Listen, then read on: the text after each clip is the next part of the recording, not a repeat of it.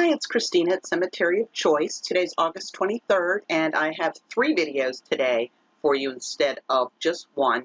One of them, which I will link to below, is about the criminal abortion death that wasn't. And one of my pet peeves is that abortion rights activists will cut and paste, cut and paste, cut and paste without getting any substantiating documentation. And if you go to the Cemetery of Choice website, or will go when it's back up and running, or you look at this blog, you look at my blog, look at this channel, I document. I document up the wazoo. And, you know, if you want to have an illegal abortion death that you can use as an example to try to argue that somehow it's far worse to die of a criminal abortion than from a legal one, go to the Cemetery of Choice. Go through, pick one. I've got all the documentation you could possibly want. Well, I've got all the documentation you can probably get. You can find one that you could document the daylights out of, is the point. And that includes the ones I'm going to cover now. This one, oh my gosh, this was a 15-year-old girl. And one of the things that really bugs me about this is almost all of the news coverage just referred to her as Mrs. Frank Lefevre.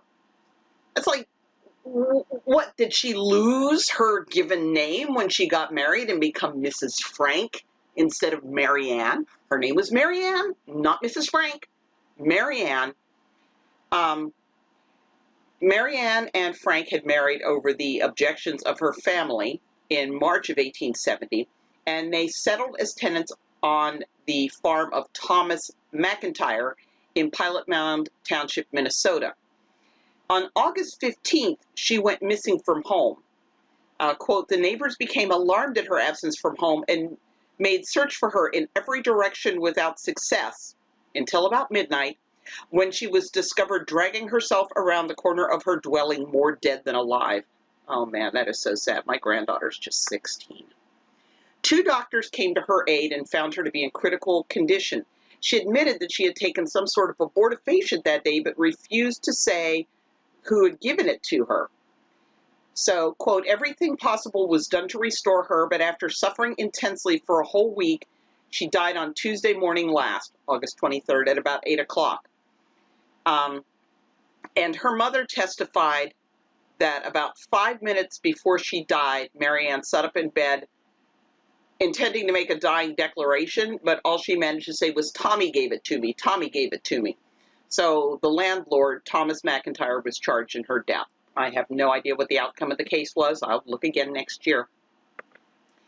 And then we have one that's from the Homicide in Chicago Interactive Database, which, if you follow this, you know that's not necessarily very accurate. They give the name of the woman, Anna Clannenberg, died at St. Luke's Hospital. Dr. J.W. Mitchell was held by the coroner's jury. Anna Mae was 24 years old. So that's really all I've got about that, except that Mitchell, Dr. Hugh Wisdom, and Dr. Edward Alford attended to her, with perhaps one of them performing a second procedure in an attempt to save her life. And Mitchell was held by the coroner's jury, indicted, and that's all I know about that. Now, we have one in 1910 that's actually going to get an entire new blog post and a new video. This, originally I thought it just involved a doctor and a nurse. I found out it involved at least 2 doctors, a nurse, and a whole bunch of other people. And that is when a 20-year-old named Louise died in the New York apartment of Dr. Charles Buffum and his wife, Vivian, who was a nurse. That's the whole additional one. Now here, unfortunately, I don't have a lot of documentation, so pro-choice people, you might not want to switch off to this one. It's a young woman named Lydia, Lydia Hoff, was charged with perpetrating a fatal abortion on 26-year-old Violet on August 11th, 1916, and Violet died August 23rd at Jamaica Hospital from septicemia. She was a homemaker who had left behind 3 children. I haven't been able to find any additional details, but I do have now the index to death certificates. I'm going to find out how much it costs. I might order that next year. Then we have another doctor in Chicago And this is another one where I had issues with the homicide in Chicago database. This is Shalane.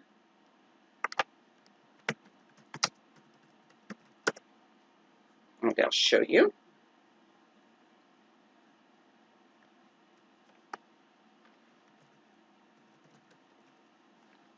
I got 70 Franklins. Let's look for. There she is.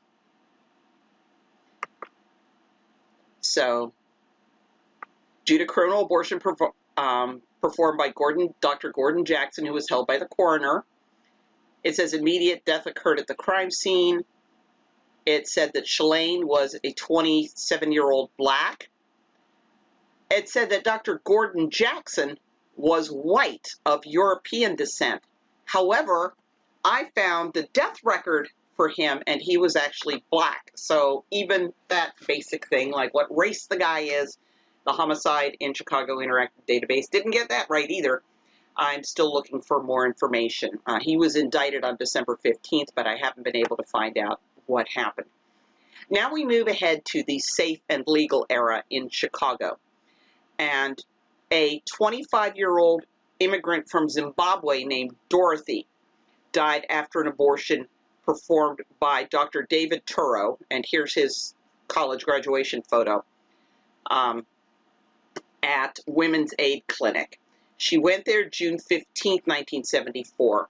Now, Kevin Sherlock is my source for this. He cites a journalist's notes, and Kevin is a really meticulous, trustworthy source, and Dorothy's death was mentioned in other sources, but the details of this are from the journalist notes Kevin had. Might actually have been Kevin now that I think about it. So she went in for the abortion on June 15th of 74, but the abortion failed to kill the fetus. So she returned August 21st to report that she still felt pregnant. The staff told her to come back the next day, so she came back bleeding and in pain. Turo examined her, diagnosed an infection, and sent her home with prescriptions for tetracycline. Now, Dorothy's husband said that he awoke around 6 o'clock in the morning of the 23rd to find Dorothy bleeding profusely. She assured him that she was just menstruating, so he left for school. When he came home, he was really alarmed by the bleeding and called an ambulance, and Dorothy was rushed to the hospital, where she was pronounced dead on arrival shortly after noon. Only after her death did her husband, who was a theology student, learn about the pregnancy and the abortion. And a witness described the bedroom as wall-to-wall blood and said that he found the fetus in the trash can. So